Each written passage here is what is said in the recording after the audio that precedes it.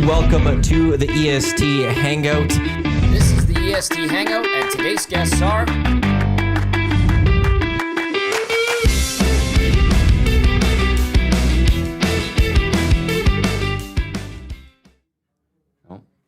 Welcome to the EST Hangout. Good morning. Here on Edmonton Sports Talk. Good morning, Jeff Nash. Good morning. What's going on, Jay Milne? Are we confused?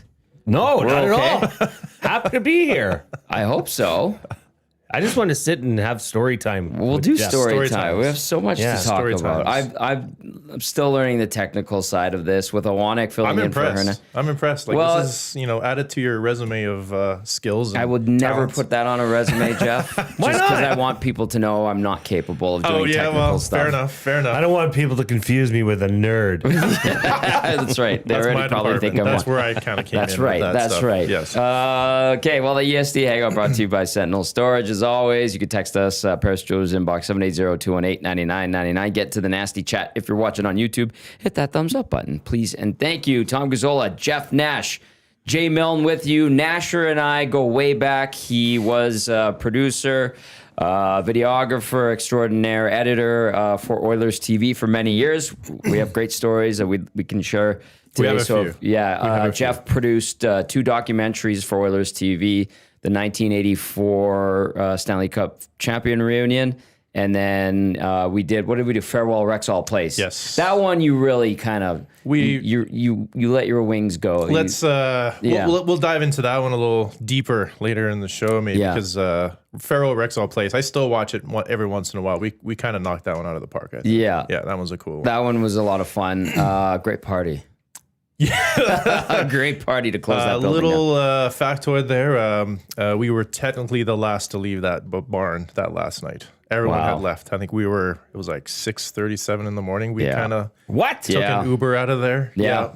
We walked out on the ice. We took some last photos. That's right. And we walked out the east ramp. We were literally the last ones to leave that barn. So that was cool. Jeff produced a video docuseries or series called The Rinks, where he went through all the National Hockey League arenas. Nasher obviously traveled with the Oilers too, so you, like me, are a dork for stadia.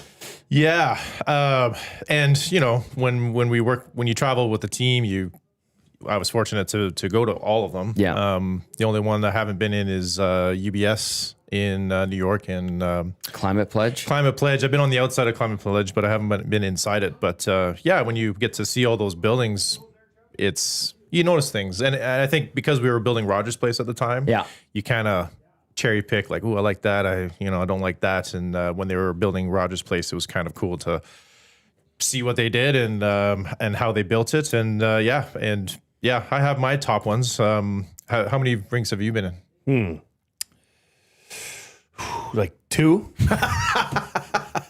Well, you should go on Rinks Around the League on YouTube, and you'll get to know all of them. It's very thorough. He would take photos 3. of them. I've been in Nashville too. Nashville's a good one. Yeah, They're going to be pumping a lot of money into that one. Yeah, to renovate it. Nashville's that awesome combo of stadium city vibe. That's not a lot. Well, I don't have to check out the win-loss record in Nashville, but I would assume not many teams do fairly well in Nashville. It's playing lands. Yeah, it's players dangerous. go out. Yeah. You're out down. the front door. One of the streets that borders the arena is Broadway. Yeah. And that is just And party your hotel central. is either And the a hotel block is from kitty corner Broadway from it. or 2 blocks from Broadway or a block and a half from Broadway. And you don't even have to be like a big country guy. I'm not a huge country guy, but it's just, you got to do it. The You're in vibe Nashville. there, even if So it's good. not. But even if you're not a country person, the people that are there, a lot of them are, singing country classics or for sure. covering them. Yeah. And it's just like a party vibe. But the talent is amazing. When you pop into those bars and restaurants around Broadway, you just get an appreciation for like the true talent and passion that these musicians, which are up and coming musicians, truly have for their craft. And it kind of it helps mitigate the fact that it's country. Yeah, and like Bridgestone, the fans are pretty raucous, pretty loud. They're good. Pretty. They have their own little chants in the stands. That the first time you go there, you're like, "What the hell's going on?" Yeah. But great great town. Great hot chicken. Hattie B's was always a stop when we were there, and yeah. So Nashville, I assume Calgary. Yeah, that dump. It is the settled dump. They're getting a new one, which is going to be great. It'll be better for concerts for Edmonton because that way, like Kevin Radomski, we've had him on a whole bunch. Oh, nice. Yeah. He used to book concerts for Rogers Place and smaller venues, and he said if Calgary gets this new arena, now it is, it'll actually be good in bringing more concerts to Edmonton as well because more tours will want to hit both cities. Yeah. And bigger bang for their buck if they're spending that money to come into Canada or, make the trek across Canada. You want to have some extra shows in there instead of having to skip from here to Toronto or something. Or exactly. Yeah, for sure. It is nice to have like that bragging right with the new arena, but it'll actually be beneficial to both cities to have that new arena. Yes, I think I saw the time lapse camera of the Calgary build, and that whole area has been transformed. I don't know if you've been down. Where is the new stadium going? So it's north, basically kind of north of the Saddle Dome. Yeah, like there used to be. If you're kind of familiar with that area, there's these like basically surface parking lots, and they're just basically using that. Yes. But the convention center, that is a whole new convention center now. The BMO Convention Center now. It's huge. It's like I think a lot of people confuse it for the new rink because it kind of has a Rogers Place feel. Like it's a very cool venue. I've actually been inside kind of the bowels of that place, running around with gear and stuff, and it's incredible. But that whole area is going to be much like Ice District downtown. It's going to be pretty transformative for Calgary. But yeah, in terms of like status updates on newer rinks, I've kind of fell off the mark a little bit. Life. I have 4 kids at home. I've kind of lost tabs on everything that's going on. 4 kids and like the spread. I just can't believe that because our girls are 13, 11, 9. And they're close. I went the opposite way. I got to spread it out. What happened there, bud? Hey, I'll say this. I remember when they were having their last one. I'm like, you guys are having another one? Isn't 3 enough? I was there for I was alive, or I was working with you for the birth of the second or the third one. Like, what the hell's going on? He's like, yeah, well, So what is it? 17? Ella's 17. Sam is turning 16.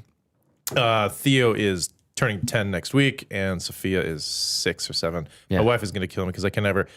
Typical dad, birthdays. So I remember the days, but the years I always get a little fuzzy. That's why I'm happy because it's 2 years apart. It's a 2-year spread. Yeah. Bang, bang, bang. And if one of them's 13, the other 11 and 9. Yeah, there you go. And like that's when Sophia, my youngest, was born. That was kind of when I was like, because when you work in the industry, you work for a sports team, like you're on the road a ton. Yeah.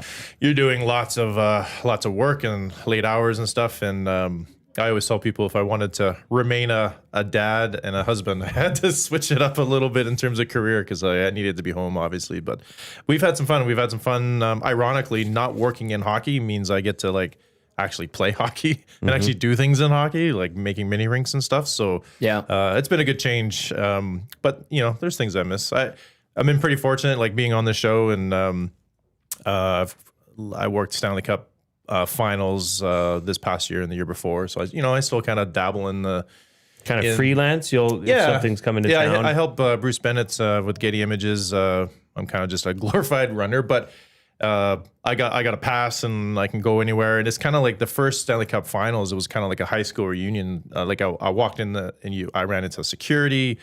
One of the Florida Panthers assistant coaches we worked with at the Oilers, Miles Fee, and great guy. He actually scared the crap out of him. He's giant, like 6'7". He's a bear. He's the size of a bear. He's a good looking guy.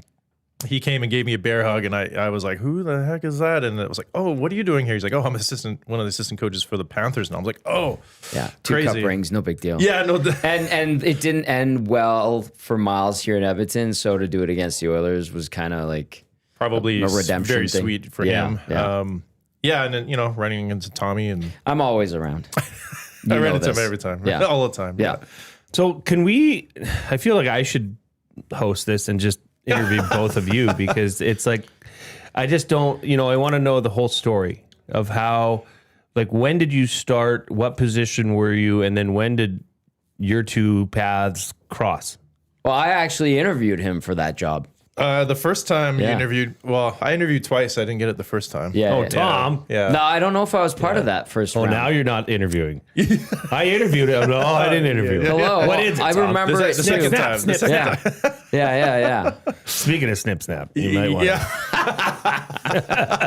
you might want to turn off look that at that. valve, Yeah. bud. No, Tom worked there before I did. So We were a very small department. When I got there, it was like I was one of 3 or 4. And you were, what was the title? Just the host of Oilers TV. It was just called EdmontonOilers.com at that time. And then when you came in, actually, that's when we finally just said, let's call it Oilers TV. Yeah, that's when we kind of branded it. But yeah, I worked at Hockey Canada before coming to the Oilers, so that was kind of my connection. Because there was a lot of Hockey Canada people that knew each other. It's kind of like the Oilers, and it's almost like the evolution of anyone who works in sports entertainment. You kind of start in the minors, so to speak, and Hockey Canada is kind of the next level, and then NHL is kind of the level after that. And it took me a couple of tries to get it with the Oilers, but when I got hired, the first, so I was there for 5 seasons, and it was a pretty remarkable 5 seasons because it was like the 84 reunion, which, I was a kid growing up watching the Oilers. So it was kind of like, I think it was like the first year or second season. I was like, holy man, like I got to hang out with my childhood heroes. Gretzky and Messier and the whole team. And so 84 reunion, Farewell Rexall Place, Rogers Place, Leon Draisaitl's draft, Connor's draft. So I saw some stuff. So were you a part of the crew that would film that, direct it, produce it, put it all together as an end product? Yeah. So when we started, it was a fairly small, like we did our pre and post game reports. Tom would do that. And then we would do the community videos that the players love doing. I'm not saying anything. Yeah. You just blank stare at the camera. And then, I think the second year, because I was quite a bit younger and more ambitious and energetic, we were like, we need to up our live game. We need to up our production value and our production content and stuff. So actually the 84 reunion doc that we did was kind of the first, I guess, test or project that was thrown our way. We proved ourselves. Yeah. Because we had hired a couple more people as well. Yeah. So we really expanded. And obviously with moving into Rogers Place, we had to like basically have our level of production fitting for the building that we were going into. And so for Leon Draisaitl's draft was my first draft year. And that was really cool because I got to follow him through, meet his parents and his father and stuff. And I remember we were editing his video, kind of the B-roll of him going through the gauntlet and getting the photos taken and that kind of stuff. And we actually had to find a German translator because he has a conversation with his dad in German. And I was like, well, I want to include that, but obviously I don't want to, if they're swearing or something in German, I don't want to put it in. So like, I think it was like 2 a.m. We're like phoning people in OEG to find a German translator. And it was really cool because his dad was like talking to Leon and saying, wow, like the Oilers, like center. And Leon's like, yeah. He's like, Gretzky, like he was really excited for Leon. And I think Leon also was very excited as well. And then, so I would follow him around and put together the videos for that. And the same thing with Connor. Connor was a whole nother level of a circus. We unveiled a jersey at his draft. Yeah. We had a full crew in Florida. It was Did we ever? We had a lot of live stream stuff going on and just the level of just focus and attention on that draft and Connor and us too as a Oilers TV was massive. And we pulled it off. It was well executed. And again, it's one of those things I still look back and we did it right. Like I think there's that in Rexall Place, years 10 or whatever years out, so on. We look back and we're like, yeah, we did that one really well. So when you're down, so you were down in Florida too, like everybody went for that draft. I understand why. I mean, it was, and I don't even know if even with the expectations of Connor, if looking back now, still you gave it enough credit, as to how this was going to go and what Connor McDavid would end up meaning to this organization, to the city. and then now where we are. Yeah. It's almost full circle for you guys being there, and well, nobody knows what Connor's going to do. We'll have to get your take on it, but is that kind of, different for you now that you guys were there at the start and now you're here? This is a big moment in Oilers history, Connor's history.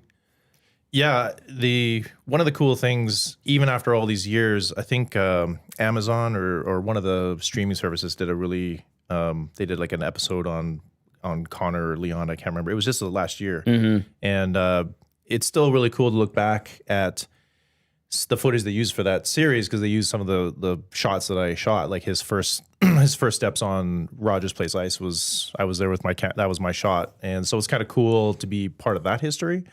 And then when the first Stanley Cup Finals, Game 7 in Florida, like I thought it was fate. It was in the building that he was drafted in. Yeah. Against Florida. This is his time.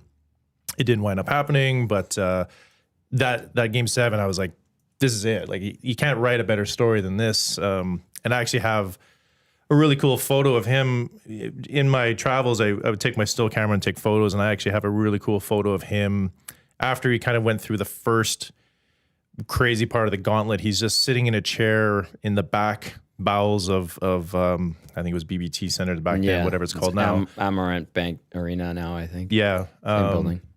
And he's there in his jersey and ball cap, and it's just him totally alone on his phone. And it's one of those photos that I'm like, I only have that one. That one's a keeper. So Wow. Hopefully they win one and kind of complete that circle of draft to championship. But yeah, I don't know what you're still in the game, so you're still involved. So yeah, no, I'm in there every day. So yeah, I don't. He looks back on stuff like that fondly, and I just go, oh yeah, I had to work my ass off that day. Well, gotta go to work. See you later. Yeah. It was a crazy time. I think the day before draft, Connor's draft in particular, we had a full day. I think I stayed up till maybe 4 or 5, scripting out our live stream show and just planning everything out. And then like we had a panel I think that morning, and then we went to the rink we had to do like the NHL. When you do something like that, you have to do a tour, and they did like a live thing with Daryl Cates that day. Yeah. They had like let's pull him in and have this kind of awkward conversation with the owner of like, welcome to the team. Yes. And so yeah, it was chaotic. Didn't get much sleep. It was but still pretty cool to be a part of that at that time. Yeah. And if anybody else has questions, you'd like to know more about the process or about a specific, shoot that you were a part of, send them in 780-218-9999. This one comes in the nasty chat from a big contributor here at EST, Mex Pizzozu. Were there any film cinematographers that have influenced Jeff and have influenced some of his shots for the Oilers? I don't know the names of the cinematographers, but Boys on the Bus obviously was a huge, us growing up in the 80s, that was huge. Yeah. There's actually a really good, I think it's on Amazon as well. They actually do a documentary on the not the 84 Oilers, it would have been the 80s. Boys on the Bus came in 87, whatever that cup went, because they lost. And so they filmed Boys on the Bus for an entire season, and then they lost, and then they had to be renewed for another season when they actually won. And that documentary on Amazon, they actually talked to the filmmakers about being on the road. And so obviously I have that connection of knowing what it's like to be on the team bus, to know what it's like to travel with a team, and that was kind of cool. So that was kind of a big influence. And you got to work with Metzi. I did get to work with Metzi. I actually got to skate on the ice with Yakupov. Working with a team, there's a whole bunch of rules and stuff that you have to go, and dealing with the team can be challenging. And I've always wanted to do some of the those slow-mo shots of the 80s. They're doing line rushes and stuff, and you got Yari Curry. Like I wanted to do that. And I'm a pretty good skater. I still skate and play hockey today. So he actually is. He's not lying. I'll admit it. I wanted to do those shots, but like they were like, no, that's never going to happen. And I think Yakupov was hurt one year, and he was morning skates, usually the hour before they have injury time. So the guys who are kind of working and tweaking something go and skate. And at that time, Yakupov was he fell down the priority list in many ways with the organization. So I think I was like, hey, we're going to do a True Blue episode on Nail Yakupov. I mean, I'd love, True Blue. Yeah, I would love to do some on ice stuff. And they're like, yeah, sure, whatever. Go ahead. We don't care. So I was like, okay, sweet. So I actually got to go on the ice with Nail Yakupov. And if you watch that episode, I think it's on YouTube. But there's a little Easter egg at the beginning because that was the year Connor McDavid broke his clavicle, and he was on the ice as well, but he was on the far end, and it was made very clear to me, like, you do not film anything Connor related. I was like, okay, sure, no problem. Mm-hmm. So there's a scene where Nail's at kind of center ice, and I'm shooting you can see down the hallway to the locker room, and they have the trophy case with the cups in the very, very far back. So it's like, it's him, he's sweating. The cups are behind him, and just for like 5 frames, there's an Oiler that skates past him behind him, and that's Connor rehabbing from his clavicle injury. Oh wow! So that's a little factoid there, but it was very hard. He was the only guy I was able to shoot on ice, but it was cool. It's cool. Nail, like I said, good guy, fan favorite. During shooting that episode, I actually. His mom, because he lived in the city with his sister and his mom. I had to drive him home one day. Did you really? Yes. Yeah, he lived down by the Motard conservatory there. Yeah. And I wrapped up filming, and I was, thanks Nail, thanks for your time. And he's like, comes back to the door. He's like, Nasher, my mom wants you to come in for tea. And at that time, I was new, and there was kind of this unwritten rule that you don't really fraternize with the players. I have something to say about that after, by the way. Okay. Yeah. And so I was kind of, no, thank you. Like, I appreciate that, but no, thanks. And he's like, no. Mom wants to make you tea. So I was like, okay, fine. So I go back into the house, and his mom, obviously they're Russian. His mom made this whole spread of like caviar and meat and pickled fish. And like, I like that stuff. So like this whole spread. And wow. I sat and had basically dinner with Nail and his mom and his sister. And we just chatted, and that was kind of a cool memory. And was there any language barrier? No, I mean, Nail, like, he's a funny guy, right? Like, his English is broken, obviously, but wicked sense of humor. He was a very goofy guy, which I liked.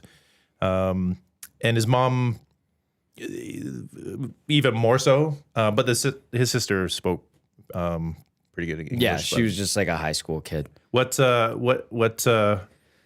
the part situation did you not do with fraternizing with team members? Well, I was very respectful of it. Yeah. And I still am to this day. I don't need to be their friends or anything like that. Yeah. But you get to develop relationships with some of them.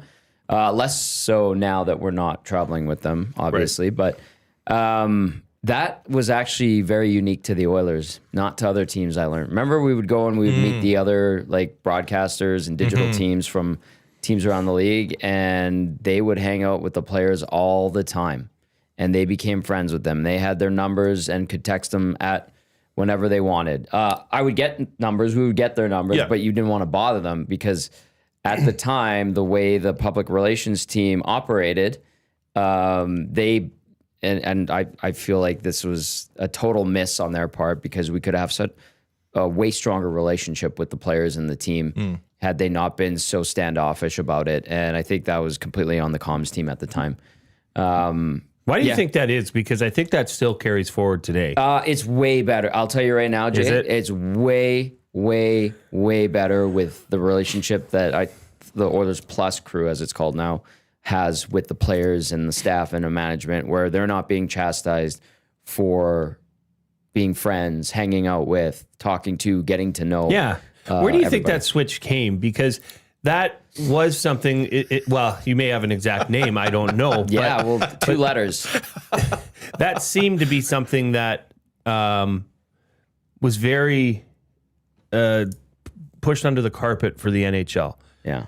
Our players are sacred. We don't want anything behind the scenes, nothing. And then that documentary came out of the playoffs, and Amazon did that, I think. Yeah. The Connor, dig the F in, all that stuff. And now that seems to be more normal. highlighting players. And for the NHL, at least in my opinion, why aren't you doing that more and making your players more accessible to the average fan and marketing your product? Yeah. Is it because in Edmonton, Alberta, they don't bloody well need to, and they know that? You know what I mean? Part of it, that's fair to say. Like here, the people know the players inside out, Toronto, Montreal, same thing. But they don't need to. They don't need to market the Oilers in Edmonton. They're the biggest show in town. There's a little bit of hockey culture that comes into that too, I think. Yeah. I've never played baseball, basketball, any of the other elite sports, but in the locker room, at least in my time playing junior hockey and stuff, like it's very much case in point, look at Nail Yakupov when he did the knee slide. Fans loved it. Teams freaking hated it because it was like, he's putting the spotlight on him. He was showboating. It's not about him. It's about the team, yada, yada, yada. So when it comes down to media profiling stars, because it's often in the news of like, well, why doesn't the NHL profile Connor more than they do? He's like the star, the face of the NHL. Why don't they do more with him? There's probably two parts to that too. Connor's camp is probably very selective of what they do. But also, I think we saw this at car wash days with the team. It's like they're very afraid, or not afraid. They're very reluctant to like own that spotlight. But that's where guys like Jeremy Roenick stand out so much because they like, I don't give a crap. I'm gonna say what I want and do what I want, and they become the characters of the NHL, right? And with team productions that do the behind the scenes stuff, it's growing for sure. But I think at the beginning there's just that real strict reluctance to like, we don't want fans to see them be goofy or look like idiots, which I don't when understand. They lose, right? Like in Edmonton, when we were part of the team, half the time of us together, the team was like awful, bottom of the league, and like sucked. As soon as I remember we did a piece on Eric Gryba doing archery down in Florida or something, and we were losing, and the overwhelming feedback of the fans is like, why are they goofing around? Yeah, like this is serious. How dare you have fun in your personal time? Exactly. So I think that's probably what it kind of. It could be related to the fact that the Oilers are so popular in Edmonton. Yeah, it wouldn't. The point would be missed. You know what, Jay? I came in covering the team 2 years after the 06 run, right? I was Gene's studio assistant for a season. By the end of that season, I was a stringer producer reporter for The Score, part-time. It was an old school mentality, and especially up here, the onus was on protecting the players and making sure that they were seen as these, supreme role models and standout human beings. And really, they're just guys. Like, they have flaws. Well, they have characteristics that we do. They have personalities, and in hockey, it was still very much like that. And I think during our time at Oilers TV with the team, there was a shift in like Bell Let's Talk. Let's use that as an example. But just like the NHL has its own kind of initiative called Hockey Helps, right? Yep.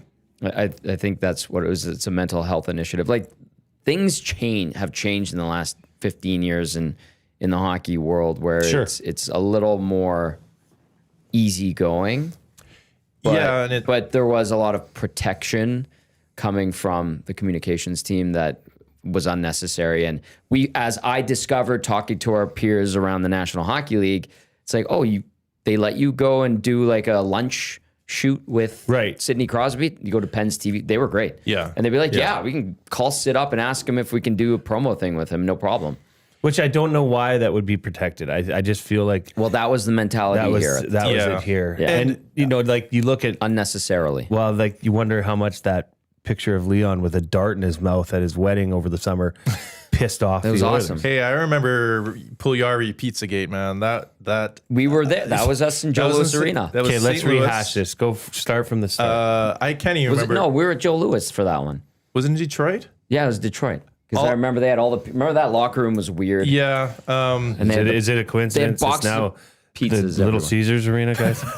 Not at all. There's Little Caesars everywhere at Joe Louis. Illich family. It smelled weird in there. I actually like Little Caesars. Side note, Joe Louis Arena, it was it was kind of like Rexall. It was dirty, old. I friggin' loved it. It was like a museum. Thought it was awful. Right. It was awful, but it was like a holy crap. I probably is sitting at the press box that reporters from the 1920s probably sat. It was in. built in 1980. That's how badly it aged, and it was how They did not how take care poorly of it was it at all. maintained. At least Rogers Place, like the crews there, took good care of it and made the most out of what they could. At with Rexall, it. they had some pretty good renovations. They did their damn best to make sure that place was as nice as possible without giving much resources. Yes. I have to give them credit. Absolutely. But back to Pizzagate, Puljujarvi Pizzagate. So we must have lost that game. They certainly did. Yeah. Yeah. And so kind of the routine in the room post game, Tom and I would be down outside the locker room waiting. So when the final balls go, we usually go down kind of midway through the third period. We hang out with Gene in his room and kind of watch the game. And then by, last minute of the game, we'll be just outside the locker room. And I have all my camera gear in, and Tom's writing his notes of the game, and then the game ends. The players walk off. They get undressed. There's usually about, I think they have to open up the room within 5 or 10 minutes. The rule's 5. But 5, yeah. So 5 minutes. The comms people bring all the reporters in. Tom will speak to me in his mic. I have I can hear him in my ear, and we would, I'm going to Connor, I'm going to Leon, whatever, and I would follow, get set up for my shot, and then we do the interview. And so we're doing the interview, and I can see Puljujarvi kind of pacing in the back, and I'm holding my camera, and I'm looking in my other eye, and I'm like, okay. And he walked right behind, just chowing down pizza, and then peels off. And I honestly didn't think it was that bad. I thought it was funny. I kind of was like, oh God, of course he would do that. So what do you mean? He went into the shot on purpose? well, the room is tight. No, he had no too. idea. Like, Okay. Yeah, he didn't know. He's didn't just know. devouring He's just, pizza. he's just oblivious, just Right. like, well, I'm eating my pizza, waiting for the bus. This is good. So after the interviews are done, I go shoot Tom's stand-up. I give him cards. We ingest footage, blah, blah, blah. I had to edit my stuff back. I hated that so much. It was the worst. We get on the team bus, and the turnout was pretty tight because we got to catch a charter, right? So Your Wi-Fi dies when you go in the air. yeah, back then, Yeah. like now Now there's Wi-Fi Now on they the have, plane. like, Lucky. SpaceX Starlink Yeah, or whatever. yeah. But so you had the time the bus left the rink to the airport to really get your work done. And so I was in charge of the raws, and Tom would do his pack. And so I'm uploading raws, and the comms person comes back because they posted on Twitter or whatever instantly, right? And fans took that and ran with it. There are memes and gifs of God, it. it was just it was hilarious. And man, just what the bleep was that? Like, how dare social post that? Blah blah blah. And I was like, oh my God. Like, Hey, this is- maybe tell your player not to walk in the shot with a face full of pizza. Oh God. I mean, that was just like one of many instances where the feeling around the team and stuff was so sensitive. That's true. I think Tom can attest that the life after a win or a loss on that charter is like night and day. Night and day, sure. Yeah. And I when you're losing, treated it the same. I mean, we did. Yeah. Yes. Yeah. We got to know the flight staff really well. And, Oh, yeah. And enjoyed our. There was our no dinners. coffee in my coffee cup when I came off that bus or that plane. Yeah, it was vodka. Yeah. And a lot of it. Is that like, would that be something like, would guys have drinks on the plane? Yep. Players? Oh yeah. Would it be like, I would imagine none of them would get out of hand. No, they're pretty good. There were a few times where you kind of knew it was like the end of the year, or it was going into a Christmas break, and guys would let loose a little bit. But I remember we played Generally a pretty matinee in Montreal, and we won in overtime. I think Anton Lander scored, and it was a matinee. So when we landed, we were heading to New York. yeah, And when we landed in New York, it's prime time to head out and enjoy the Boogie. town, right? Yeah. So I remember that it was a win. It was a big win. And that charter was just like, you can tell, like when you win, Yeah. the music's blaring, Yeah. the guys are chatting, the guys are walking up down the aisle. Stoff is doing his rounds, talking with all the guys, and just it was like a party atmosphere, I would say, in terms of like just guys feeling good. The tension is released. Yes. Yeah, and everyone feels good. We land in New York. Everybody's excited because they're able to go out on into the Big Apple. And then we go into Long Island and get absolutely pummeled. Was that the 8-1 loss? It was Barclays Center, and it was like it had to have been like 5-0 in the first period or something. It was absolutely right. You don't say. So the plane ride after that road trip, because I don't think we won the rest of the games. Not even in Jersey. It was pretty. Guys have their heads down. Everyone's like, I'm getting fired and getting traded. I think even Stoff kind of just stays in his seat when they lose. When he stays in his seat, things are bad. Yeah. This just coming out from Elliot Friedman. Okay. McDavid signs. No. Should I do Hangout headlines? Yeah. Let's go to Hangout headlines, brought to you by the Ranch Golf and Country Club. We got a couple weeks left over at the ranch to get your golf in. Obviously, go see Murray McCourt, who hosts the VIP golf show here on EST. That show wrapped up season 7 a couple weeks ago, and they'll still be going for a few more weeks here. Conditions look pretty good for the time being. Yes, Jay Milne. He's going to know more in the next 24 to 48 hours, but Panthers are bracing for the possibility that their captain, Alexander Barkov, could be lost for the season. Oh, jeez. Terrible. An innocuous stumble at practice yesterday. Well, I saw that. It was pretty bad. But he needed to be carried off. You saw the video of it yesterday, and it did not look good. No. And I think that would be your knee, ACL. Yep. Probably. Yeah. If he's gone for the season, that would be a massive blow. So Freed's saying the potential for him to be gone for the season? Yeah. That's how you don't win the Stanley Cup a third time in a row. Listen, they have a great team, very deep, but when you go, how do you beat the Panthers? Well, you lose your captain. Jeez. All-around best player. He also adds it would be brutal. No one wants to see that, but unfortunately it was a bad injury. Yikes. And nobody does want to see that. No. Like even as, of course, fandom takes over. Sure. Particularly for Oilers fans who have fallen to the Panthers the last 2 years.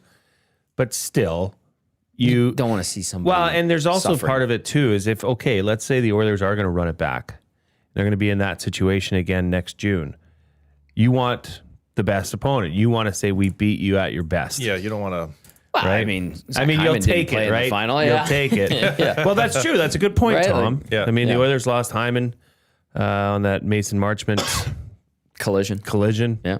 That clip though is like when I see that, like obviously you're watching it as a player, and you're like, oh god, that looked like that one hurt.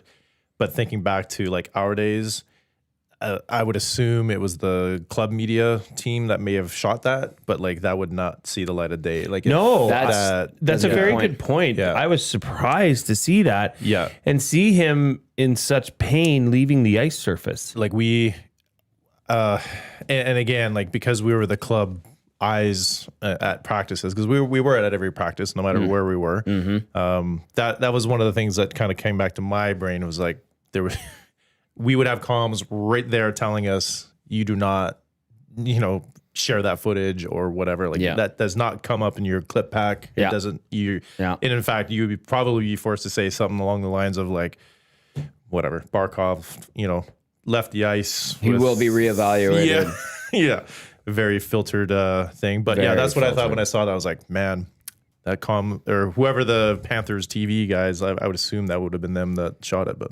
Nasher, what's funny, actually thinking about this, how we were developing Oilers TV at the time and it was becoming bigger, more robust. We were taking on documentaries on top of live pre and post game coverage. That was becoming a thing in the NHL. Yes. And then kind of after you and I left the next couple of years, it feels like it's kind of been stripped down a little bit and it's not as important as it once was. Yeah, I mean, I think when we did it, it was kind of like apart from maybe Pens TV or the Blackhawks, those kind of major franchises, we were kind of one of the trailblazers in that area because a lot of teams didn't. A lot of teams emulated what we did, like the Jets and the Flames. Very much they so. Looked at Canucks. what we did, Canucks. So that was kind of a trailblazing thing. I don't know. I've kind of, since stepping away from the game, I haven't watched a whole lot of Oilers TV stuff. It's good. Like they do good stuff. Partly because I don't have time anymore. Tony and Paige are excellent. Bailey does the social. One of the things that I didn't like is when they made Oilers Plus and made it like a paid subscription fee thing. And I get it, but I wasn't a fan of that. I've been reluctant to tell this story, but there's been years that have passed, and it ties into our station at EST and how Sean Bell has become a really good analyst and co-host on Hello Hockey, which goes tomorrow at 10 a.m. Yes. Season 4 kicks off. So I watched Tony and Paige. I see the production of Oilers Plus now, and I'm like, oh, finally, like we wanted that. They have a desk, they have this, they have that, they have a proper setup. And I was like, I'm so glad that they finally realize that and they get to do it, because that's what we were fighting for. Yes. Was there a paywall associated with? Well, there you go. Nope. And we would sell stuff. Our sponsorship team would do a pretty good job of selling and selling it for a good price where it was profitable. Of course, we didn't get a single dime. We get a GC every now and then, which we appreciate. Thank you. Bob, we actually we got to know the sponsorship team really well. Yeah, unless Bob took it. But the eminence and essence of where Belzy got into the media game, I think you would be the best to tell the story. And this is pretty good because that's the reason why Hello Hockey was created, because Belzy was pissed off and he had every right to be. And I was like, you know what, man? I like you. We've known each other for a long time. I will happily do this show with you. Yeah, I mean the show, because it was the first playoff series in 10 years. 11 years. Yeah. So obviously the excitement was through the roof. We exactly like what they did or what they're doing now is what we wanted to do. And it wasn't for a lack of not getting sponsorships on board or anything like that. It was the feedback we got was we didn't want to take viewership away from their partners, Sportsnet, radio, because everybody had their pre shows and stuff. So first we kind of like, okay, well, we'll do a live to tape type thing, and we really pared down what we were able to do. We wanted concourse. Like Ford Hall desk setup. I think we had one too. Metzi had one.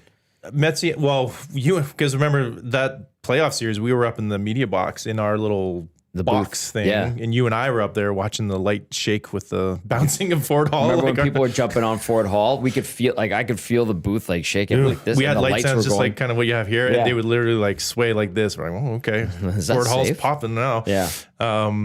So yeah, we had to really dumb it down, which was really frustrating because we had the talent and the tools to do it. Yeah. We just needed the opportunity. Like the Ghostbusters. Yes. I've got the tools. I've got the talent. Good reference. Thank you. We wanted to do it. We were told we weren't given the support. So Belzy was going to be our alumni player analyst. Yeah. And we brought him in and we did a test run and we did a mock show to kind of get him through the paces of kind of what it would look like. And then, we had to can it. And the night before game one. Yeah, I was like, we get a call. Yeah, no, you guys can't do it. And I still remember the reason. Remember Mark Ciampa? Mark Ciampa is one of the VPs with the New Jersey Devils now. He was our boss at the time. The Oilers lost a good one when they didn't match New Jersey's offer. He goes, I was told that we do not want to create a new media personality. Yeah.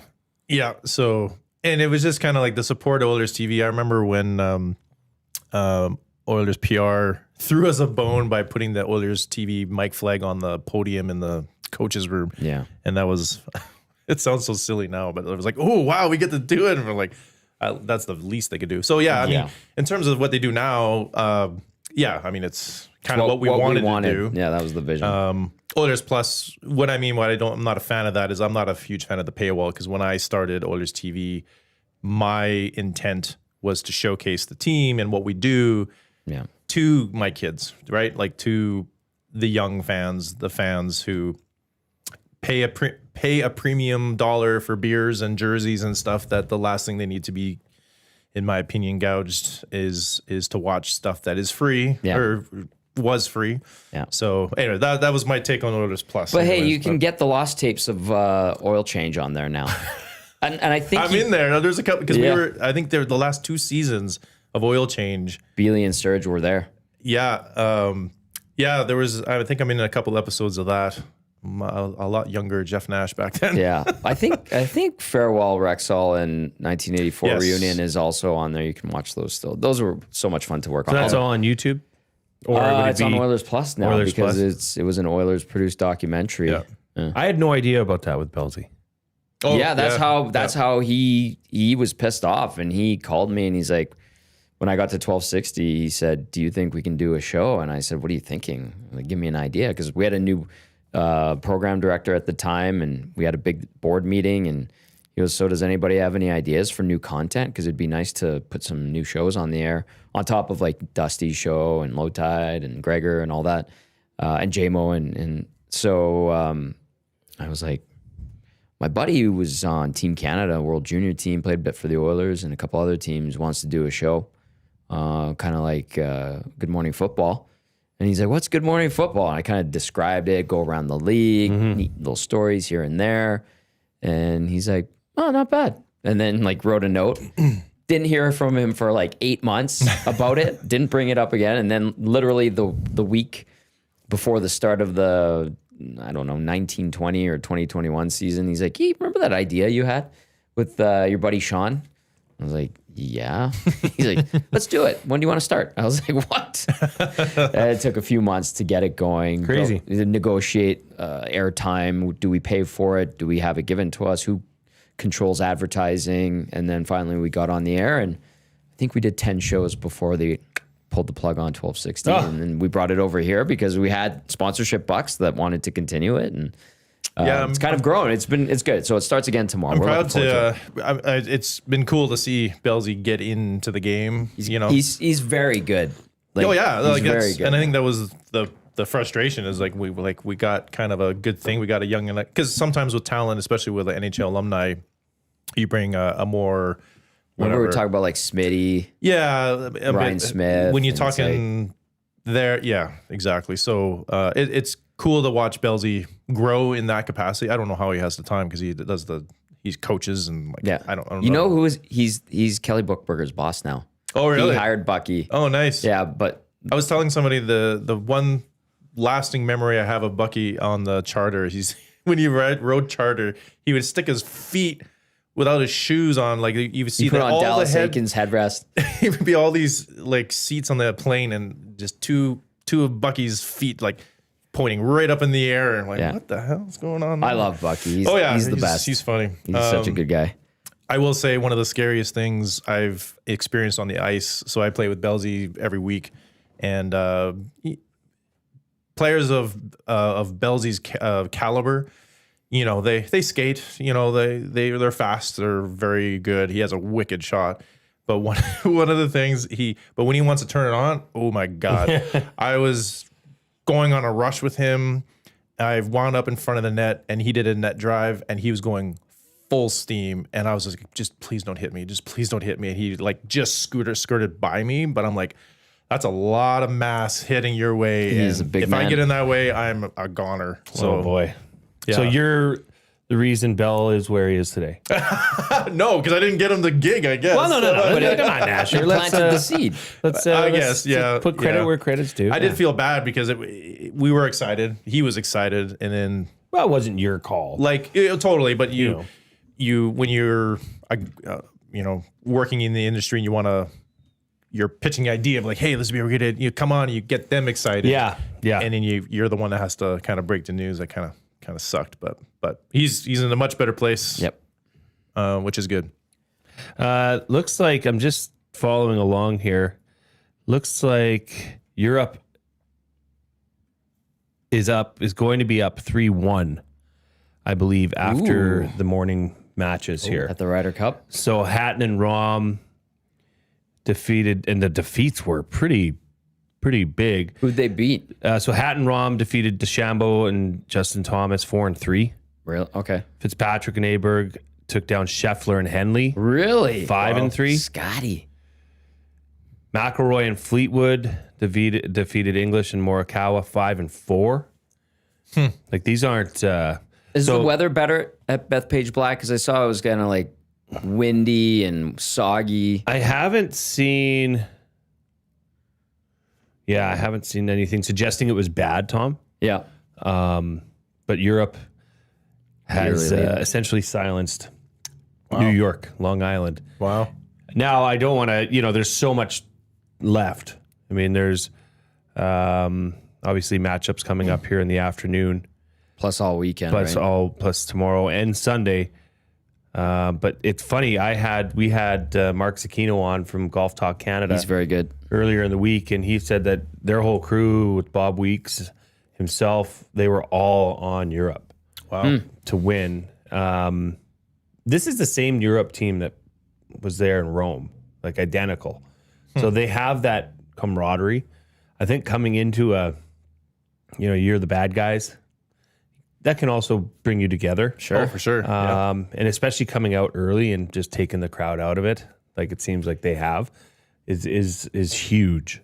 Nice. And if you were listening to the Reed Wilkins show yesterday from 3 to 6 right here on Edmonton Sports Talk, iHeartRadio, TuneIn apps, as well as YouTube, you would know that Jay's play of the day yesterday was... Did it hit? Boosted odds on Team Europe to win. Okay. So Team Europe was plus 150. I got those boosted to plus 165. I'll go on the Play Alberta app right now. Can you still sprinkle?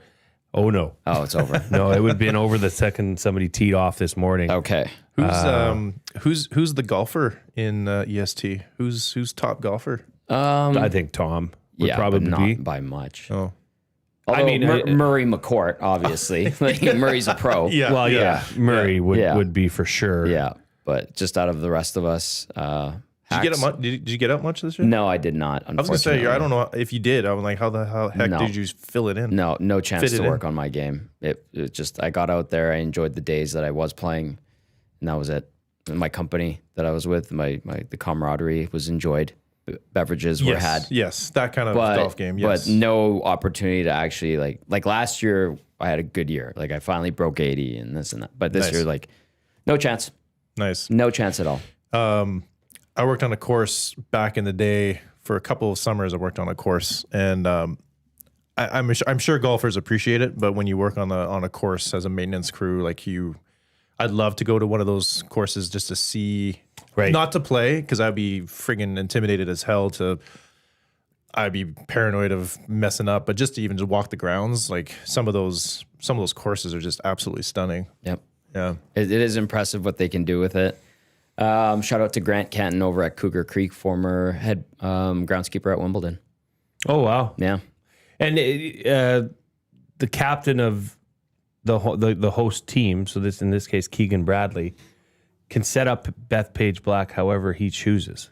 That is the advantage you have as home far turf, as, if you will. as being the captain of the home team.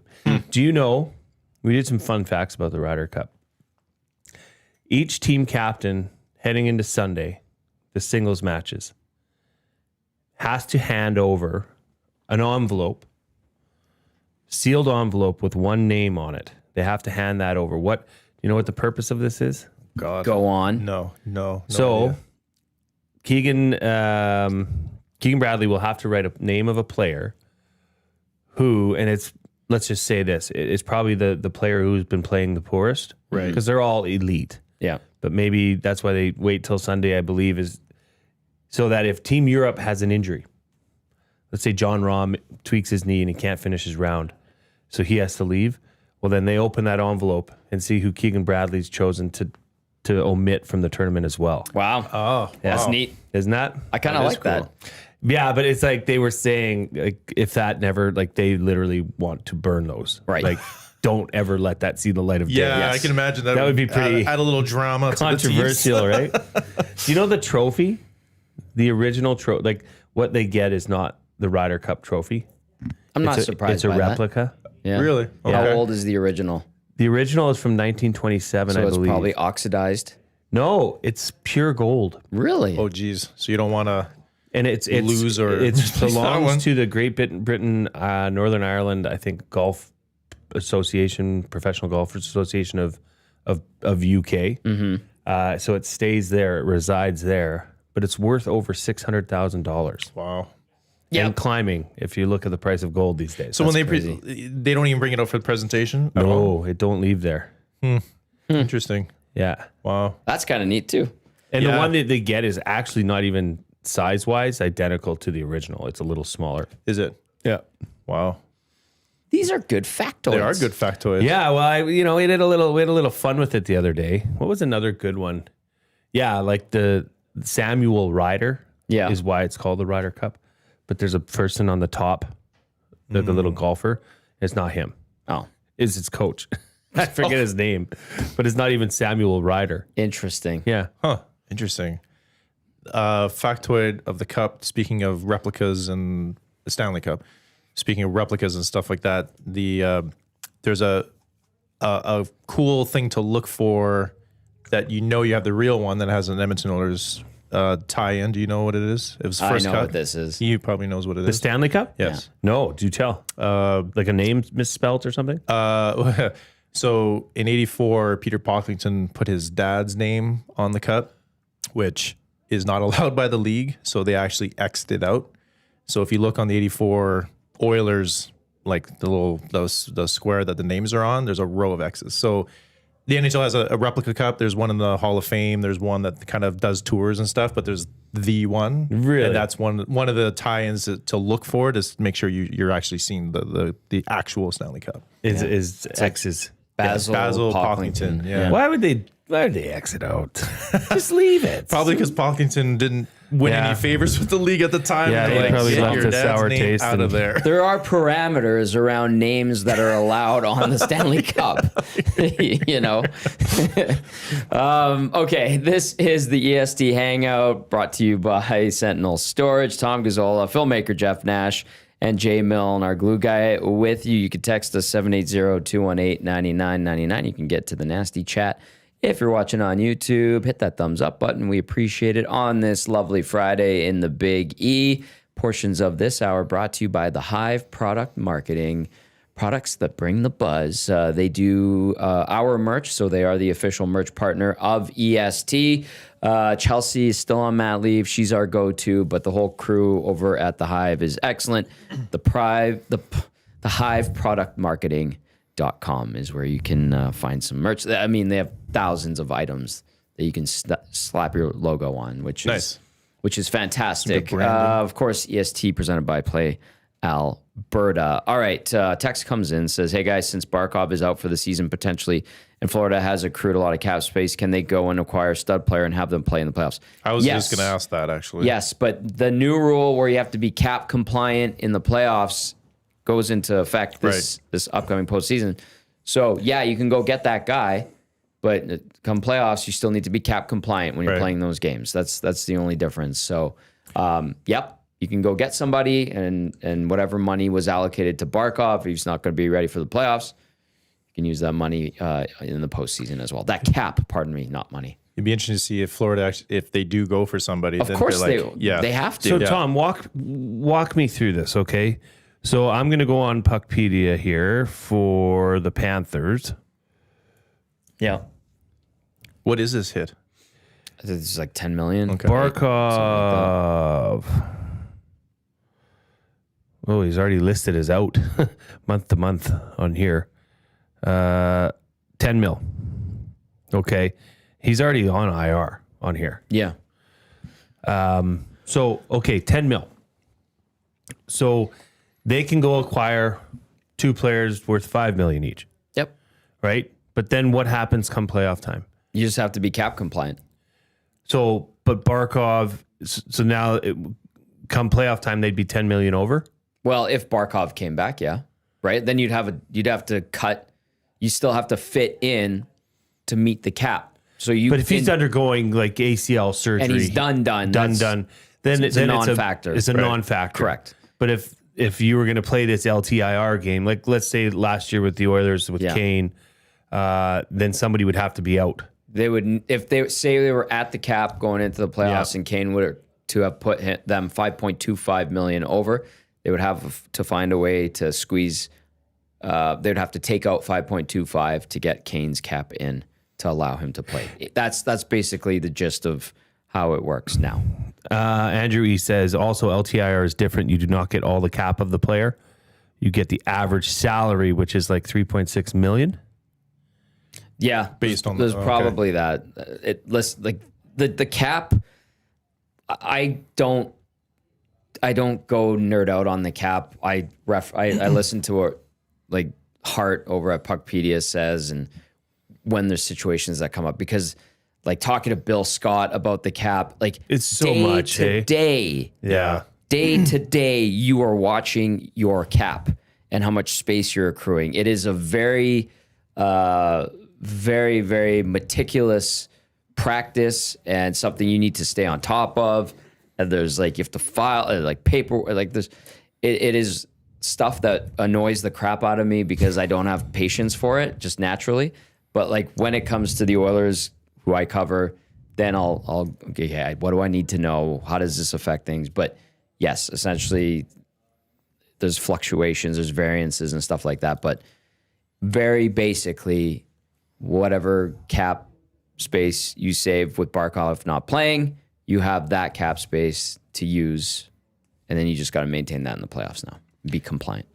Yeah, I'm with Tom too. I have a very basic understanding of that stuff. It's there's so much you go into the weeds, nuance to it. Like even things like fantasy football. I don't have the time to dedicate to that. I've got enough going on that I've only played fantasy football twice, and the only reason why I was on that team, I was the chirper. I was the guy on the app that would just trash talk. Well, every league needs one. Yeah, every league needs one. I know, I'm that idiot, but I just let my guy I was with. He did all the nerd work. Nope. Nerd work is a great way to describe it, but it's necessary, and every team has either a nerd or a gaggle of nerds to oversee. Gaggle of nerds. Speaking of like nerdy stuff, some of the trainers on the Oilers, they have a fantasy league. Like they created an entire league of teams, an entire league of players, totally from scratch. I'm not surprised. And they do fantasy on that. They that do is fantasy, crazy. That to me, I'm like, I even joked with them. I'm like, and I thought I was the nerd with the cameras. Like that's next level. I don't even know what that's called, but to me, that's like way pure dork. They would literally. I guess it's kind of like when you play computer or whatever video games, hockey. When you like create simulation. your GM, yeah. But they would simulate like the draft. They would create all these players, and then their backstories, their Reed whatever. was just showing me on our show. Because you can play single player simulation baseball games, seasons, where he could say you could take the entire Major League of Baseball from 1995 and redraft all the players, make all these new teams, and have them all play a season, and you simulate each game. Yep. Yeah. And it's like it's all statistically measured, and you can do. And I've heard of that, and that's concentrated nerd, in my opinion. But to each their own, and I respect your hobbies, but. In baseball, and I'm sure you can find and create formulas for hockey, football, and basketball, but in baseball, the reason why analytics truly works way better than any other sport is because it's very objective. The way, I think it was Bill James, he was like the granddaddy of analytics in baseball. He'd put out a guide every year that he would publish, and there's only X amount of results. It starts with a pitch, and only X amount of things can happen, and that's what's factored in. Yep. Whereas hockey, football, or basketball, so many variables and unknowns that you can try to. Well, he has this one game where it's down. like a book, and you say, okay, based off this roll, this is the play you're going to call, right? And then there's only this many outcomes. Does he use his D100? No, like he probably could. Thanks, Corey B, for that, by the way. Yeah, thanks, Corey B. Do you know what D100 is? I have no idea. Oh, 100-sided dice. The only reason why I know is because Reed brought one in. It is a unit. Yeah. Like, it barely stops. How big is it? I'm going to get it. Yeah, go get it. Sweet. Yeah, I learned something today. Yeah. Text comes in, says if Barkov comes back, they also can't use his full salary on LTIR. Yeah, there's nuance to it. Thank you to those that are on top of the Educating us on this the stuff. CBA is one thing. Like I got the new rules book and I went and immediately grabbed one for Reed as well because I know he likes to go through it and he's like, do they still give like NHL guy books? The guide record book? No, it's digital. Yeah. Because remember that thing? You get a box of them. And they're like Bibles, basically. I think you kept used to keep all yours. I still have all the ones till like 2018. But you still get the new rule book. There's usually a broadcast guide. I grabbed the training camp guide as well, but. I see a golf ball. Yeah, here's what's the D100. going on here, okay? Jay went and grabbed the D100. Oh my This God. is a gift from It's heavy. Oh, Cardinals. A listener dropped off a bunch of mini helmets. Thank you. So I have a Oh my Washington God. one. Excellent. I will As well. display this I'll display proudly. that on my- Good, valiant comeback by the Cardinals, only to blow it with the terrible kickoff last night. Yeah, that was brutal. That's a I huge really was mistake. wanting that game. So yeah, it doesn't even roll. Like, see, it's a heavy, weapon. eh? Yeah. Yeah, it is. It's like a ball bearing weight to it. Yeah, it's solid. So remind me again, why was this used? You were using it for We use it for a lot of really, obscure things. like choosing, like I'll be 0 to 50, Reed will be 51 to 100 if we're gotcha. having to make a decision or choose first in our fantasy football league. You guys are doing it for fantasy football. We have what is it called? The RWS WJM Yep. PSL Whatever that is. DT GCL League in support of the St. Vincent School for Poorly Coordinated Boys. I'm just thinking. So I'm a huge Office fan. I'm just thinking of Michael Scott's Run for the Cure. This is long. This is like that, yeah. Yeah. So For we the always Cure. celebrate St. Vincent's School for Poorly Coordinated Boys on our show, That's always a good for a chuckle. which is made up school. But we are if you're talking about charitable works here at EST, we are very much so in support of the St. Vincent School for Poorly I believe Coordinated Boys. Jablonski is the principal. Jablonski! Yeah, the principal. If I Jablonski's- remember correctly. Yeah, there's a Jablonski in every class. Has this ever rolled to a 1? Have you ever done it? Like, gone to a 1? Like, and I'm starting to think it roll like Or it, 100? it to actually, because if you think of it, it's such little space that you have to have it stop. Yeah. Right? Like it is very spherical. yeah, no, because it's so many only numbers. the part where the number is flat enough to hold. like think to of the whatever. machining that had to go into that. Yeah, that's pretty impressive. So we talked about it one day on air, and one of our listeners. That's why EST is so great. Our listeners are they're all a part of the gags and the jokes. And Corey B brought this in. Yeah. And then Corey B totally slammed me yesterday for my Slurpie tutorial that I did for I Hustler. like the Slurpee tutorial. I have not seen the Slurpee tutorial. So Hustler, who is from Winnipeg Sports Talk, Okay. Andrew Patterson, he is on the Lock Shop every day with Dusty. It's a sports betting show. You talk about odds, blah, blah, blah. So I had to fill in for him yesterday because we were doing our year-end, what are they called, Tom? Debrief? Performance review, Oh, debrief, right. Yeah, stuff yeah. like that. Yeah. Which, by the way, I'd never had one in my life I was until going to say, yesterday. you guys do performance review? Yeah. Okay. Yeah, we We're a went- real nice. company. Yeah, Oh, we're nice. we we looking to have be like fun. a policy guidebook and everything. Yeah, we have a handbook. Yeah. What was the positive? What was the feedback sandwich? What was the positive and like you got to work on this and then positive at the end? That's confidential. Yeah. oh yeah, I guess we're live, right? For me, it was there was just mostly negative. We don't have to. We don't have to. You know, He, if it's a he was sensitive- crying for a little while. Oh, okay. yesterday. Yeah. We won't go on. Yeah, Pat, I don't know what the When guy they moving said on. bring your keys to the meeting, I was a little concerned. So, Yeah. but I'm still here. Still I here. might be on probation again, but I doubt still it, but here. Yeah. that's hilarious. Yeah. But so Hustler from Winnipeg, they started talking about because now at Winnipeg, their hockey arena, they sell Slurpees. They have a 7-Eleven in the stadium, in the arena. I actually didn't know that. Yeah, But you know how they have those stores at the bottom? Yeah, There's yeah. like the Moxies was there, and Right. they had some but commercial space. It's Yeah, like yeah. a little bit of a grab and go. Like Yeah, you yeah. make your Slurpee, then you go bring it to the kiosk, or you grab chicken tendies from the thing, and it's like a 7-Eleven. Yeah. Right. So Dusty was asking about the 7-Eleven, the Slurpee, what the flavors were, what the price was. I think it was $8 For a something Slurpee? For a Slurpee. Oh, okay. Yeah. So the talk of Slurpee got going, and Dusty said, "Yeah, my kids like to do the frill or the Benny. They call them screamers. Yeah, ice cream and Ice ice cream and cream, Slurpee. Yeah, yeah. And he was just floored. He'd never heard of this. Really? But 7-Eleven doesn't do that. Yeah, because they don't. I don't think they Circle have K sauce. does it. Right. Yeah. So I was on the lock shop filling in for Dusty yesterday, and I said I'm going to go do a tutorial of just what this is because he just didn't understand it. On a screamer. And Yeah. Huss does not go to the grocery store. He goes to 7-Eleven. He shops at 7-Eleven exclusively. Yeah. Oh, wow. Yeah, that's his Produce, everything. Bread. Yeah, he's a big 7-Eleven guy. Yeah. Wow. God bless him. He's a Great beautiful guy. man. And Tremendous so podcast. I made it for him, and Corey B was like slamming me on Twitter last night because he said I have to layer it, like ice cream, Slurpee, ice cream, Slurpee. Where I went Slurpee topped with ice cream because I okay. find when you push the straw through, it pushes it into a sip. Yeah. And it's like you're drinking. The way I've described it is like you're drinking a creamsicle, Oh, yeah. which I love creamsicles. So I'm down with the creams. Gotta eat them fast.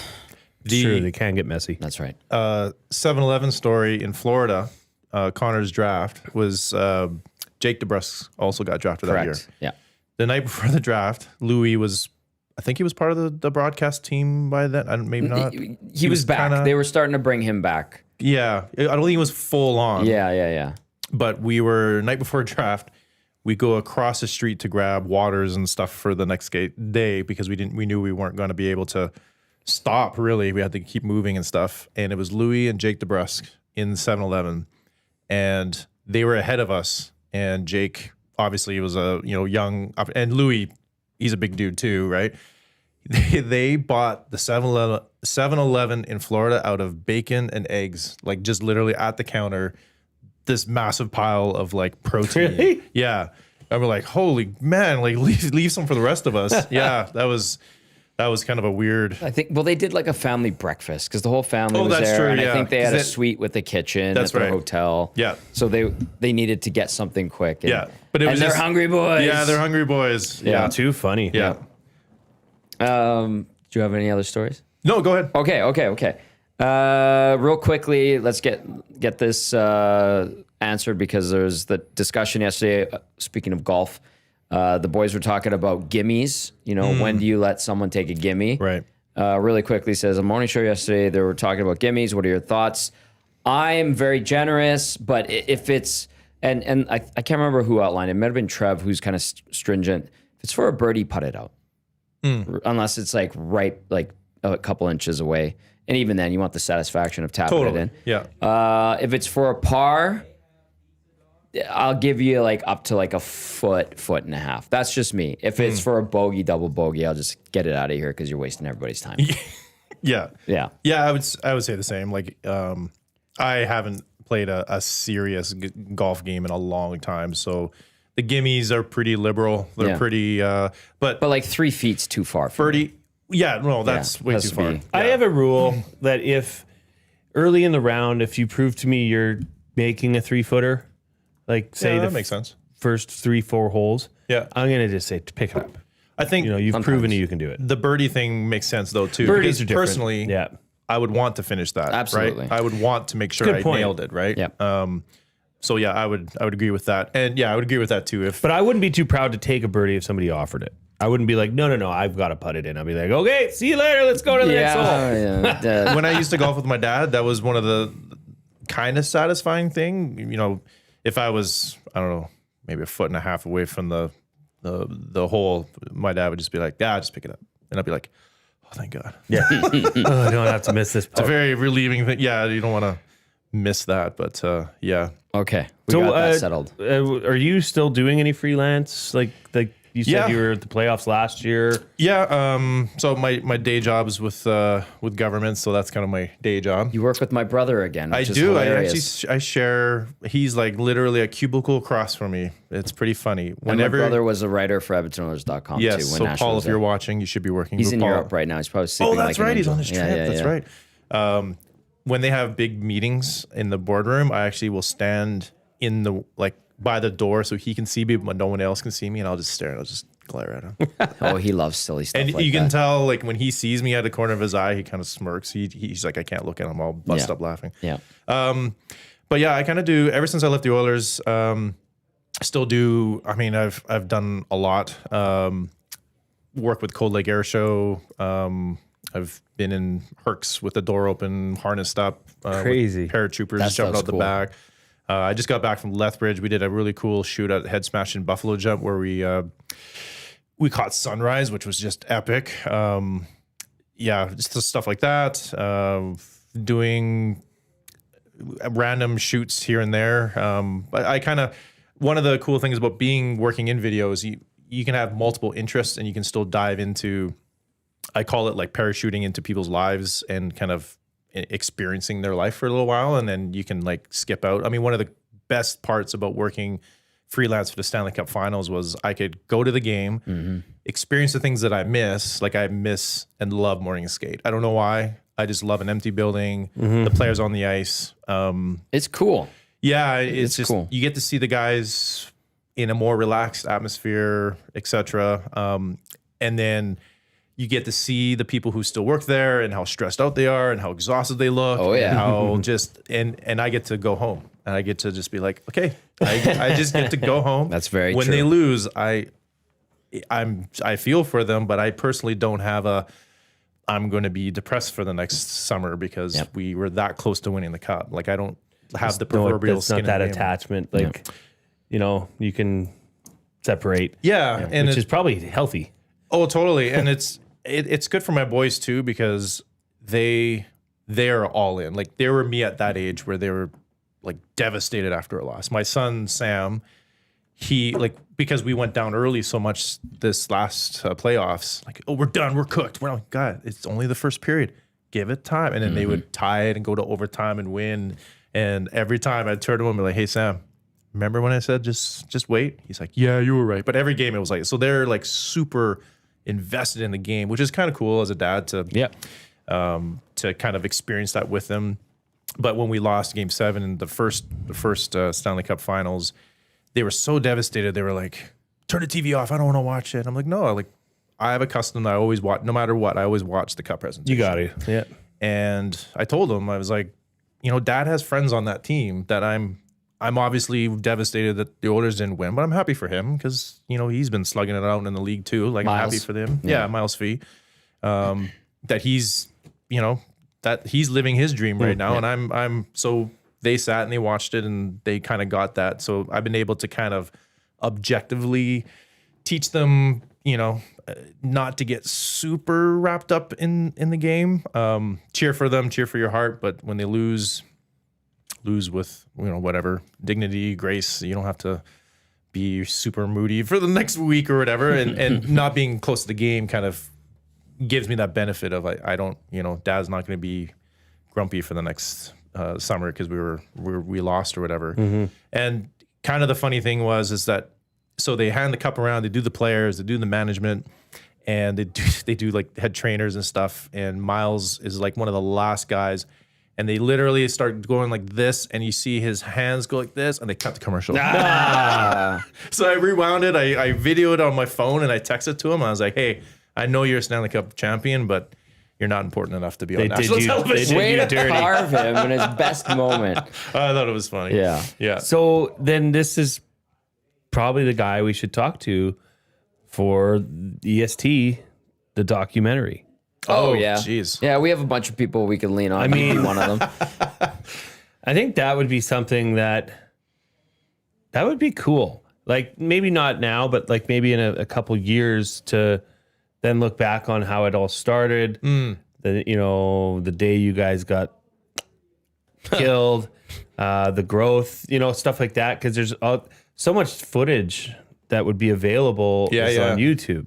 Yeah. And on our social feeds that you could pluck stuff off. That'd be kind of neat, wouldn't it? Well, and congrats on all you guys. TIFF. Take it to TIFF. I mean, congrats on all you guys' success too. It's been cool to see. I'm sure when you got the plug pulled that there was probably a little, obviously a gap. I was scared shitless. Yeah, I'll be honest with you. Yeah, I'm like, uh-oh. But now you're busier than ever. So yeah, that's true. It kind of worked out in the end. But this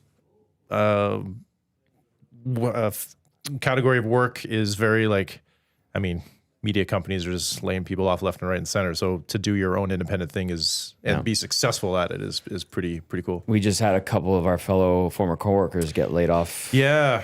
And then some at Global as well. And the cuts keep going, man. And we're lucky we get to do media this way. And which I always the recent layoffs at OEG always kind of makes me very curious, because they definitely would have had a couple of years of absolute record-breaking revenues. They did break the record for revenue by an NHL franchise last year. Yeah. And they still cut people. People probably realize, like, once playoff hits, it's like just a money printing machine. Gravy. There are a lot of expenses that go, but just the money coming in. Well, you don't have any money going out, really. I didn't know. The players don't get paid. Players, right? For the playoffs, the league right? pays them. Right. Depending on how far they go in the postseason. Right. Like bonuses. Correct. Yeah. But that's not coming out of the Oilers budget. No. Yeah. So it is a license to print money. You do have to give, each team has to give the NHL a percentage of Playoff revenue? Yeah. They're It's all gravy. It's Absolutely. Oh yeah. They're Absolutely. They're making a ton of money. And like the prices I don't know if OEG gets that money when you see lower bowl tickets go for like $30K or whatever the ridiculousness is. I don't know how that all works, how much of the secondary market they would get entitled to what they put it on I for, think no? depending on if it's sold on like StubHub, an affiliated vendor. Well, I know Ticketmaster, they probably get because that's their vendor, right? Yeah. So I don't know what that works out to, but the face value prices from them initially are ridiculous come playoffs too. Yeah. Well, and that's just it. Like and this has been an ongoing debate. And, the prices of going to an Oilers game. Oh, yeah. It's priced out, I can't your go. family. I can't imagine. You can't take a family unless you have Free tickets, either you're basically. a diehard or you have a lot of money to spend on entertainment. Now, I'm not sitting here moaning about it either, because the game experience that you can get on TV or watching it is pretty dang good. Yes. And for me to not have to go downtown is always a bonus. I don't like As a downtown. downtown resident, that is hurtful. Well, Tom, I would come see you downtown. Thank you. I don't want to slag all of downtown. And you didn't come to my birthday on Tuesday. Well, Downtown. Yeah, I really wanted to, but then I was going to come Bullshit. straight from work. 42. I know. I was going to come straight from work. I'm teasing. But once That's it all got good. pushed to like 7:30, I'm like, I'm not going to go home and come back. I would have come. I really would have. It's okay. But that is something. And it's like, okay, well, if you don't like, then just don't go. But there's so many people that are still going that they have no reason to stop hiking up prices. Until- I mean, isn't beer now like $18, $20? $20? $19.50, I think. Wow. Like, come on, like, what are we talking about Yeah, here? and to think that there's people who drive in from like Whitecourt and Grand Prairie and stuff for games. Like, imagine as inconvenient as you to come into downtown to like they're trucking in 3-4 hours to go to a game. Well, what's that mullet? What's his name? The guy. Oh, the with the yeah. dyed the hair. glasses. Yeah. He's like from Strathmore. Strathmore, He's yeah. from Strathmore. Yeah. He drives every day. He was I took my boys to the open skate on Saturday. He was there. He was actually right in front of me. Really? He was there. Yeah. Yeah. He's every game. I think he's there. That's crazy. But I would love to have. So I'm not obviously very savvy when it comes to business stuff. But when we would go to other rinks, Florida, for example, like the packages they promote, it's like, I'm exaggerating here, but it's like you get 4 tickets, 4 dogs, 4 parking passes, all for the little price of like $120 US. Yes. You're like, oh my God, like I don't understand, because like when artists go to other, like if Jay-Z's coming to Edmonton, his concert tickets are the same price as it would be in Calgary or Toronto. They're all going to be whatever they are, $250 to go see him live. Like hockey doesn't fluctuate. So I would love to sit down with like a business person to help to tell me kind of like how that works in terms of the market value in Edmonton is sky high, and most Canadian markets are pretty high. You go to Arizona, you go to A not box, anymore, a but- box at the old Arizona Arena, jobbing.com, Gila River, you could get in for $500. This was around 2015. Yeah. Because my buddies would go on bachelor parties and they're Yeah. like, we're just going to Phoenix and we're going to get a suite for the game. $500.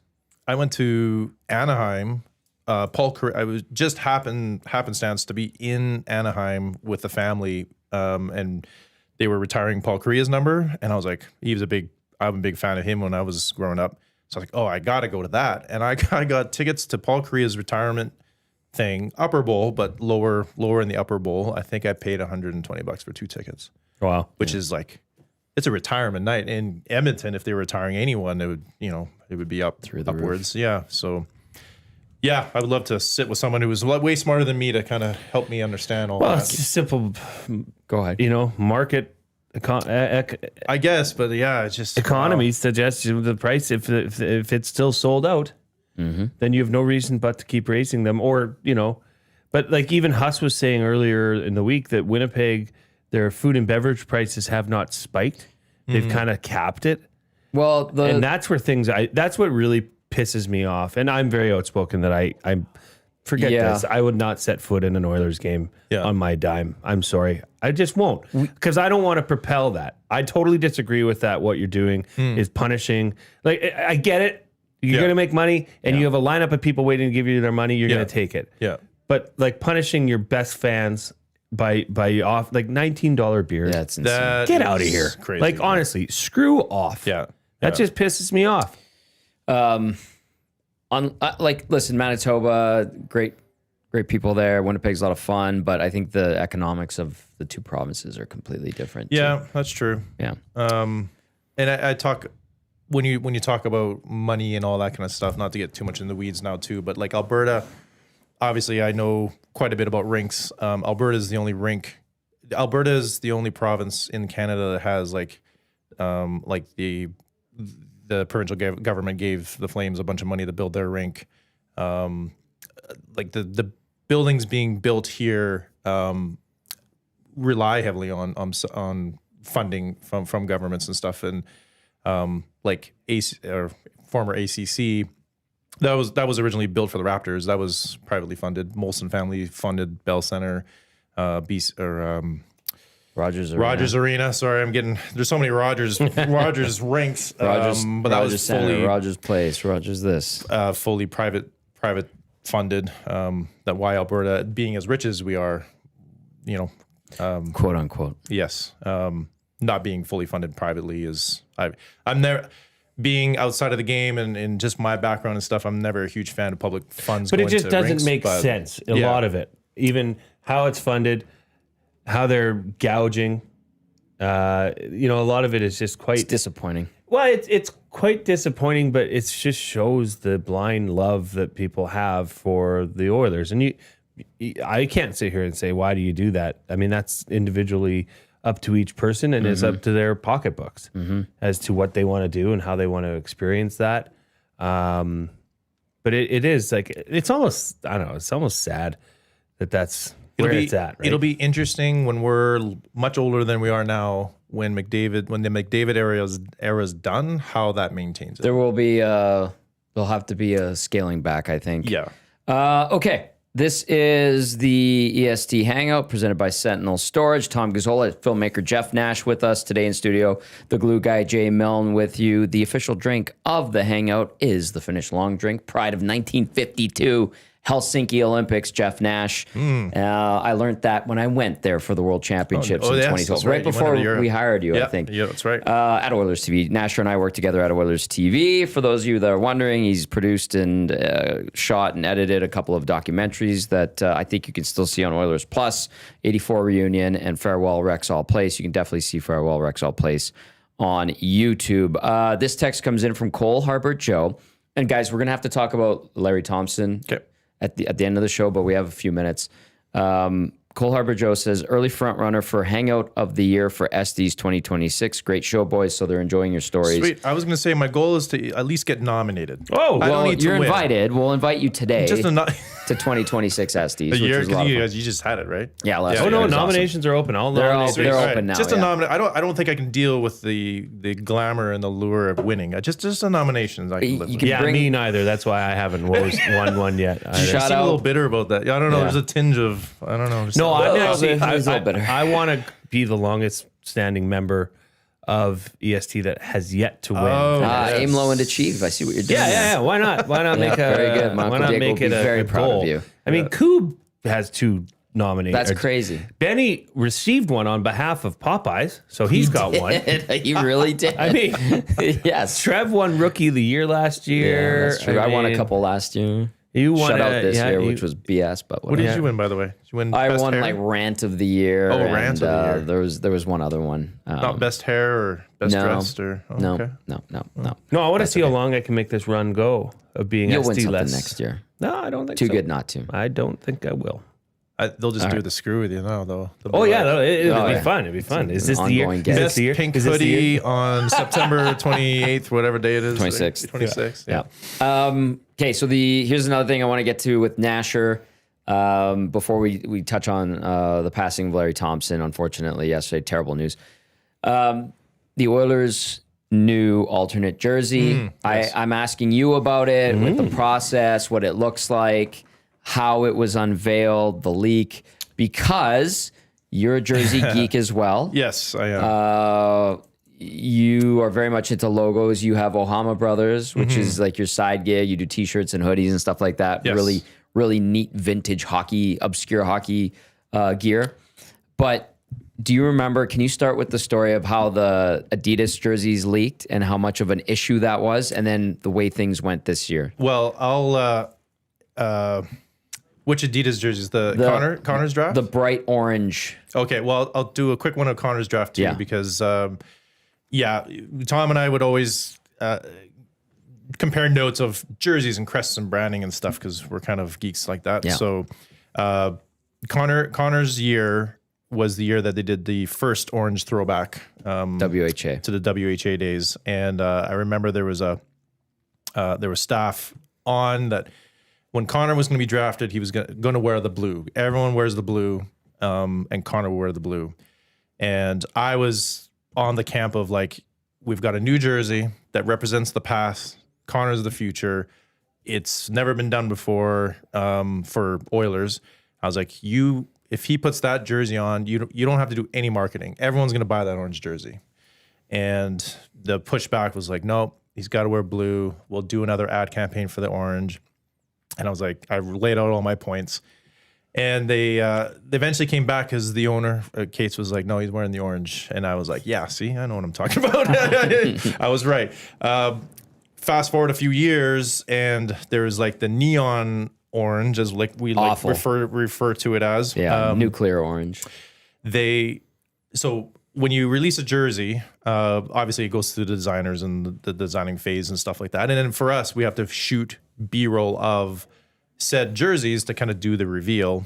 And broadcast tests and stuff like that. Yeah, so that one in particular, because it was so bright and that they were concerned that the name bars on the back would be difficult to pick up on TV. So in Rogers Place, we did a kind of a top secret shoot in the middle of a day, and I think it was Tom and Brad Ellard, and I don't know if we had a third, but we had all these jerseys. And so Brad and Tom would skate around Rogers with these jerseys, and we do screen tests. Mm-hmm. Well, I think there is 1,800 TVs in Rogers Place, and there's lots of cameras around, obviously, and we were doing screen tests. So we were actually using the broadcast cameras underneath the scoreboard, the RoboCams and stuff, to kind of see what it would look like in a live situation. So we do the shoot, and we wrap up, and I don't know how much later, but there was a leak. Someone had taken a picture of one of the monitors inside Rogers Place. We don't know where, but it was somewhere in Rogers Place. Like I said, there's thousands of TVs, and it got leaked. Well, management was very concerned about that, and I actually got pulled into an office and was basically questioned if I had any knowledge of the leak, basically implying that I had something to do with it. And I was That's like, how no. anal they were about it. Yeah, and so that whole process was a little bit of a crazy time. But you go through camera tests like that, and then they kind of make their final selections. The upper brass at the time decided to do the bright neon orange, because they had the orange from the previous years in the new yes in the new jersey template, basically. And they had different whites that had the neon stripes, and some that had that more of a, whatever you want to call it, rusty orange. The traditional orange. Yeah. They had a bunch of mock-ups. We had to like put them on, skate around for a few minutes, and then go put the next one on, skate around, go into the corners, different parts of the rink. And then, fast forward a few months, because they have the prototypes, and then they have to obviously mass produce them and get them ready for retail when they launch the jerseys. Comparatively speaking, when we had the WHA throwbacks with Connor, we were actually inside the Oilers locker room, and it was actually pretty cool. I talked to Dwayne Tomko, who's one of the what do you want to call it, collectibles equipment he's the guys. Authenticator. Like if you ever get an Oilers jersey you think was game worn, he can authenticate for you, and you get a certificate. It has to go through him. And so what we did is we brought every single home jersey worn at Rexall Place, and we hung it in the stalls of the players. We had every single one, including the reverse retro that is on Gretzky's rookie card.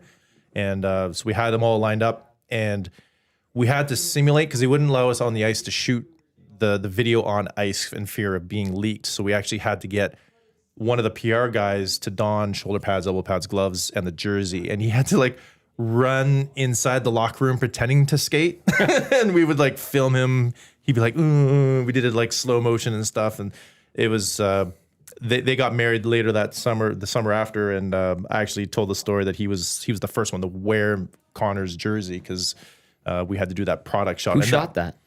Mojo and I shot that one. Yeah, but who was the model? Oh, Sean May. Oh, Mazer. Yeah. So at his wedding, I told him, I was like, Connor wasn't the first guy to wear it. It was Sean May. He's with the Kings now. Yes, that's right.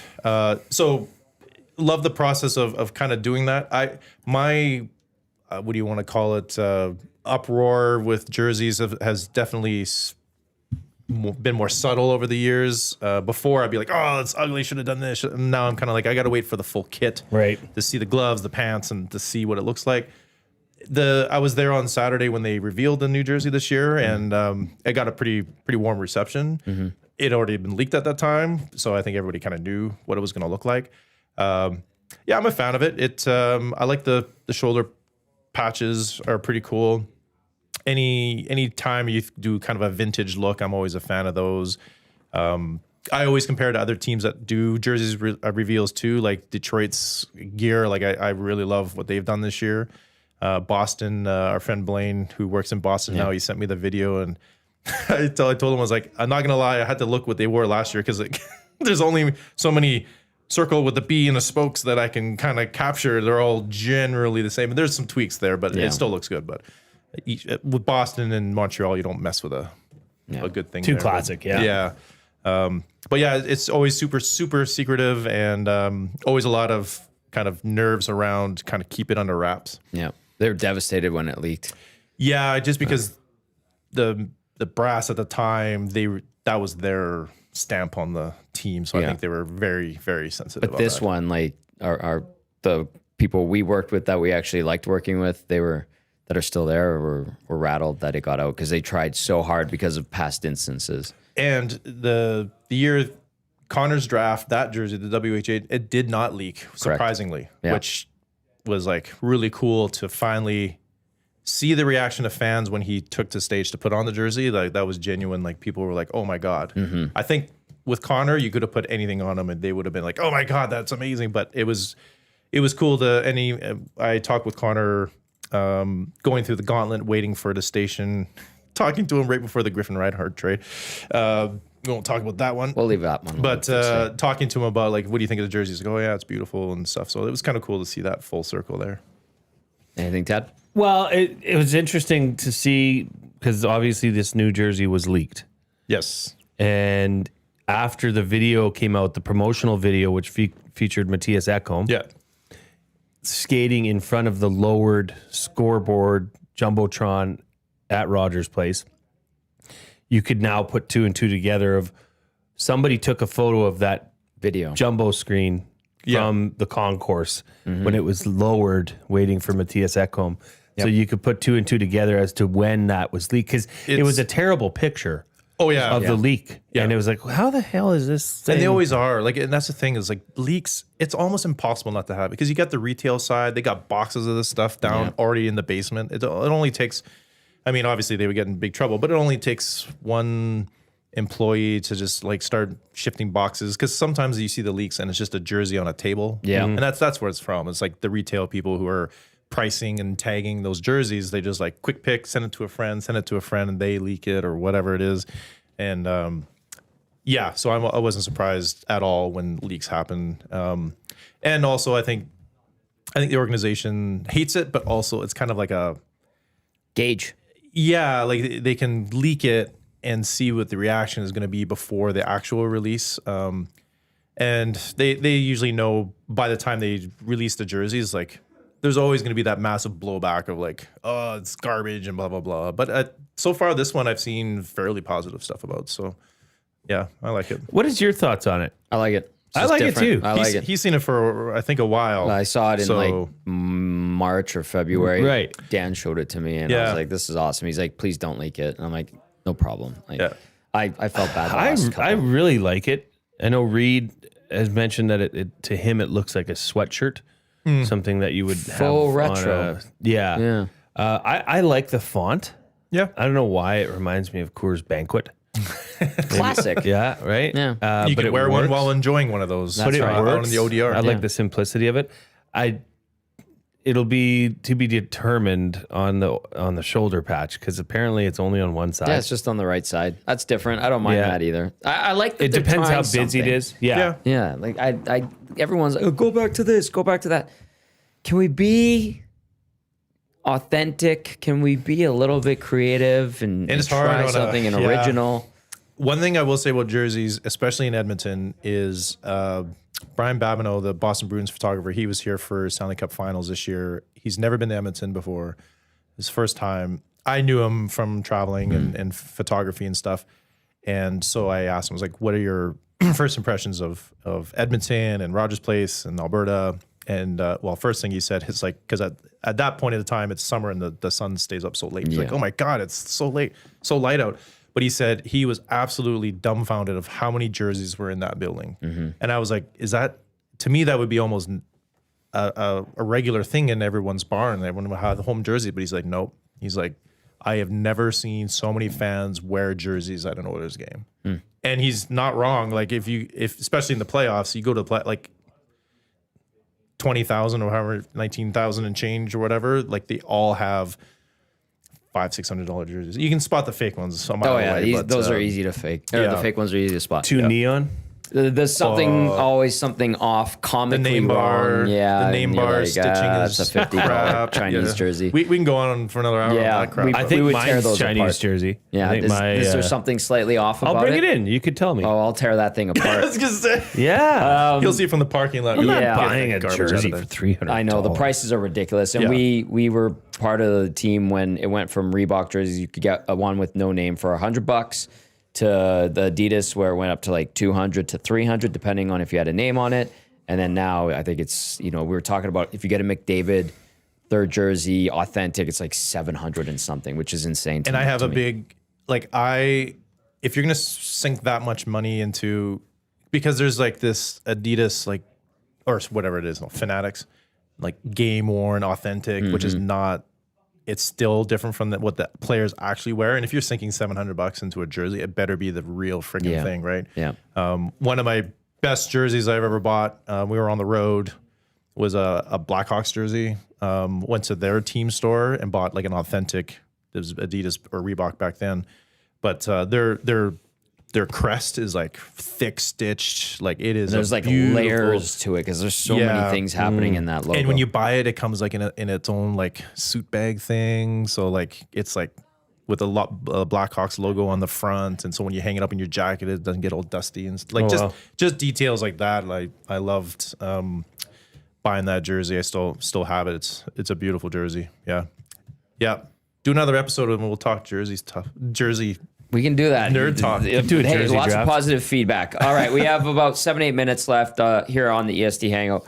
Presented by Sentinel Storage. Tom Gazzola, Jeff Nash, my old videographer, producer extraordinaire at Oilers TV. He's a filmmaker as well.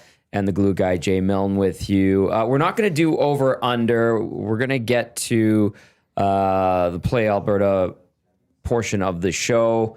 They're obviously the presenting sponsor of Edmonton Sports Talk, and they're also a big time partner with the Edmonton Elks. And yesterday, Jay, I mean, you are very much dialed into and a part of the football community. You were at the press conference when they unveiled the Thompson family, and Larry Thompson had purchased the Edmonton Elks. And yesterday we found out about the passing of Larry Thompson due to complications from surgery. Very, very sad. I was sad. I didn't really know him. Just talked to him when we wrangled him in for the interview when we were live that day on the announcement of the purchase. Just some thoughts on that, please. Yeah, it's just sad. Here you have a guy that, went to his first game in the 70s, loved the Eskimos, loved the Elks so much that he ended up buying the team he loved. And I think Uncle Jesse in the chat or in the inbox yesterday said it, kind of summed it up, that this really hurts because he's one of us. Mm-hmm. This isn't a conglomerate. This isn't a media company. This isn't a group that came in. This is Larry Thompson and his wife and his family. Larry Thompson did so well in his, business career with Thompson Brothers Construction, sold it and wanted to do something with his money that would make him happy. Mm-hmm. And that was to buy his beloved franchise, which had never been privately owned, which was always community owned. And this was a game changer. This put Edmonton on the same stage as some of the other successful CFL franchises that had the structure in place to do things. Mm-hmm. Whereas it seemed to just get bogged down in poor decision after poor decision. In comes Larry Thompson to somewhat save the day, to be honest, to save that franchise from mediocrity and from being a laughing stock of the CFL. It immediately changed the day that Larry took over. Mm-hmm. Then you see what his first move was, to hire a guy like Chris Morris, who I've known for many years on a very personal level, and know that that's the right guy. That's the right call. He nailed it. And he trusts in Chris. I spoke with Chris last night. They're devastated. I think Chris had a very personal relationship with Larry that was very unique and very comfortable, in the sense that Larry really trusts Chris's vision for this, because Chris has a vision, and it's not always linear with what Larry thought, but it's going the same direction. So it's about getting there. And Chris has a very strong sense of obligation to carrying this forward with the team. So it's just sad. It sucks to see someone like that and finally get to call it the mountaintop, and not be able to experience it, and not be able to see what I think is inevitable, that this team and franchise will turn around. Yeah. And I think you're already seeing signs of it. I think you're seeing signs in the head office. You're seeing signs and Reed's down there right now. They're having after practice ends at 11, they're going to be having some one-on-ones. Chris and Ed will both be available. So I'd expect to hear, their personal thoughts on that tragedy really is what it is. Yeah. Awful news yesterday. You're right. And the intention is for his wife, Deb, to continue on. And I think there's going to be support there, whether it's from Chris Morris or Ed Hervey, or if the league needs to help in any way to make sure this is, this thing keeps going the way it should, which is encouraging by the sounds of it. Well, and in a strange way, and there's no easy way to say this will hopefully motivate that group and propel them to excellence, is what Larry would want, right? Because now, that's what you're doing everything for, is to honor Larry and his wishes for this team. And that's what he wanted. He wanted his team to be the city of champions, the team of champions. And I think he's got the right people in place to carry it forward. But even, it's funny, like I got home yesterday and my middle daughter, Rose, who's 11 years old, she says, "Man, that sucks that Larry Thompson died." I'm like, wow, That's crazy. I don't know that 3 years ago, 4 years ago, an 11-year-old in the Edmonton area would know anything about this team, right? And obviously, Dad's involved with it, but that's interesting to see that connection and what he's done in the community, not only with the Elks, but out in Spruce Grove. He's a major part of the sports community out there as well. So this and they have an arena named after him in Spruce Grove. It's the Thompson Family Arena, not the Larry Thompson Arena.